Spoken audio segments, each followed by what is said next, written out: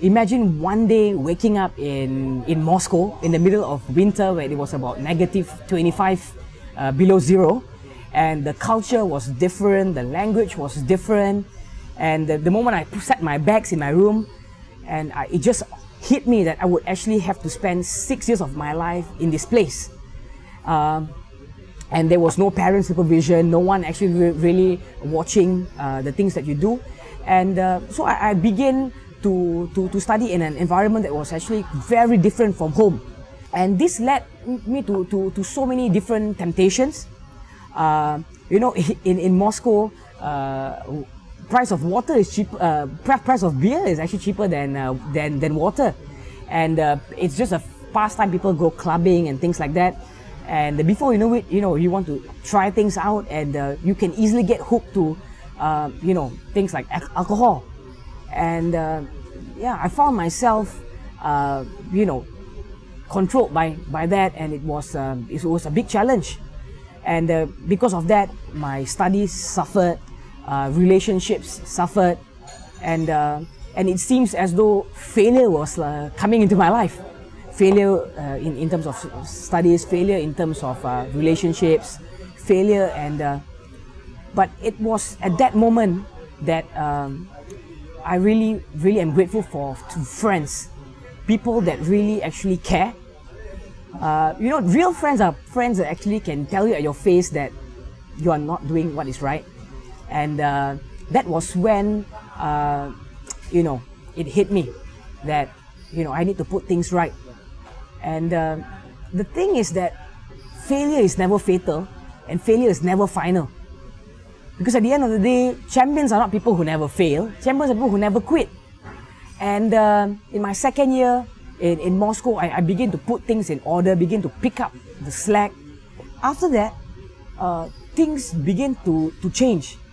Because coming out from a situation like that, where you experience depression, feeling rejected. It's easy to say, things change like that, but it was not like that, I can assure you. Many times you relapse, you get back into it, but step by step, things begin to change.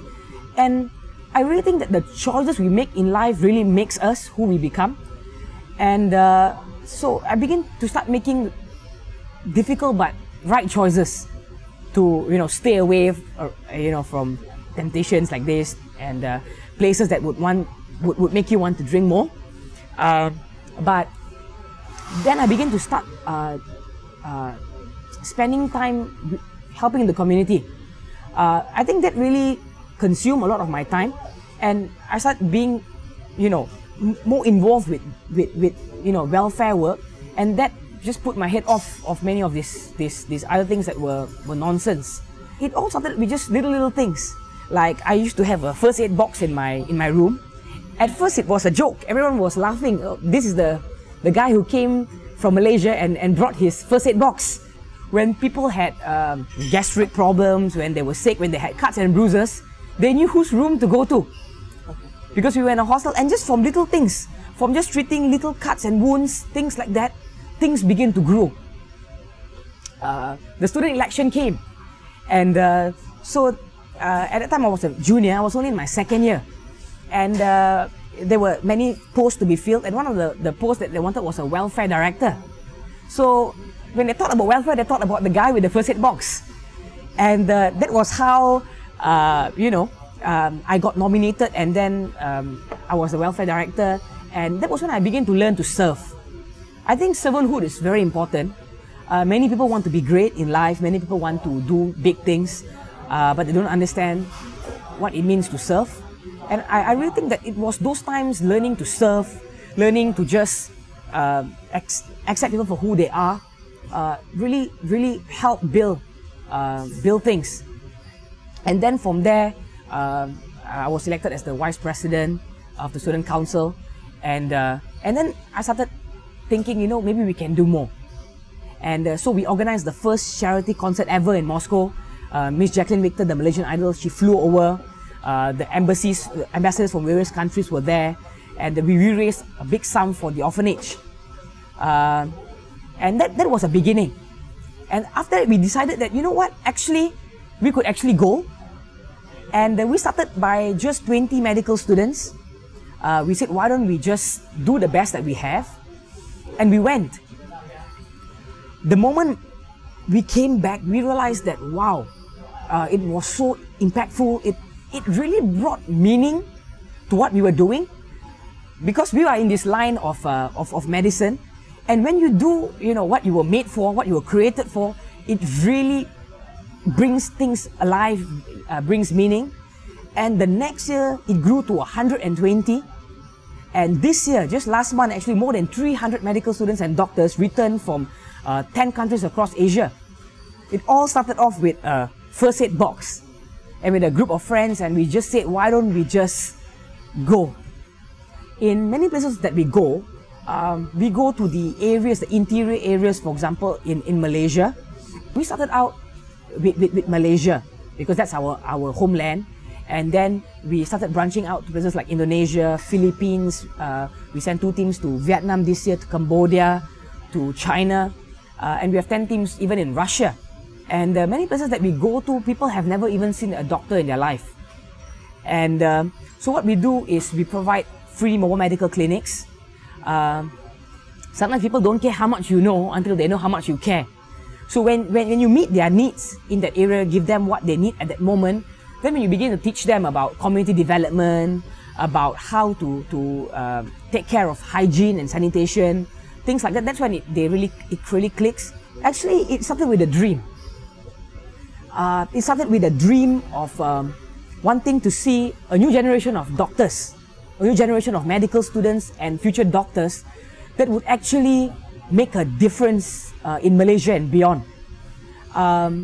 And it started with just a handful of people, just 5 of us.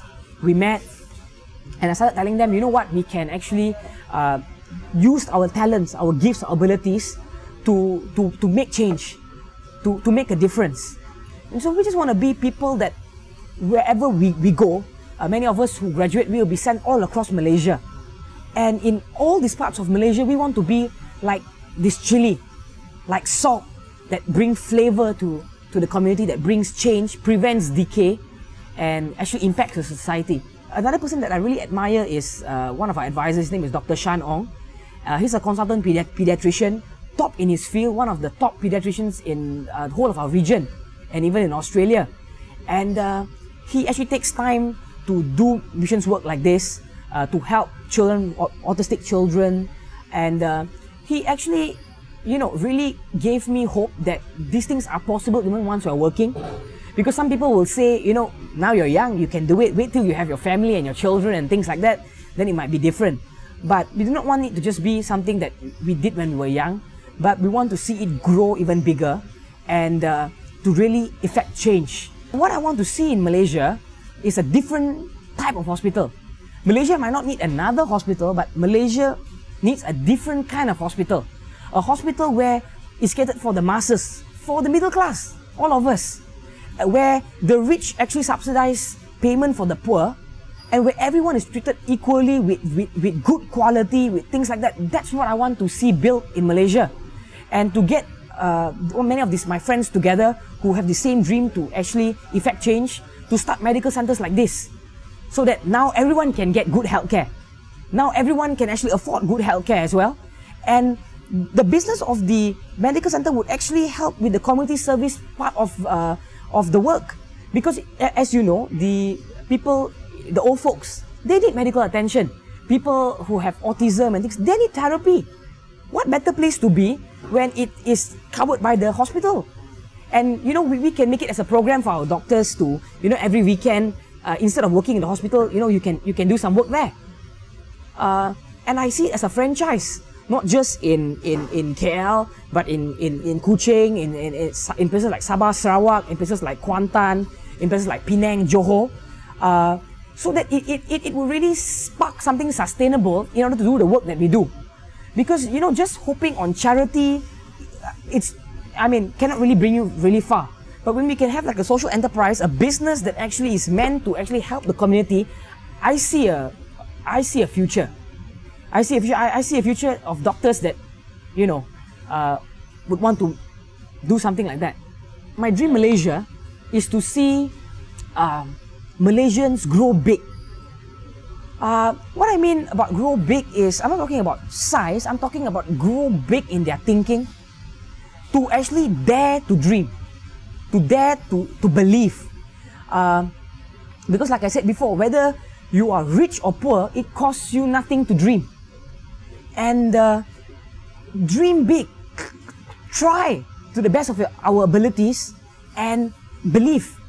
Because all things are possible for those who believe. And so I would like to see Malaysians grow big in their thinking and have the courage, have the guts to step out and do something that has been never done before. To do something that, you know, is big.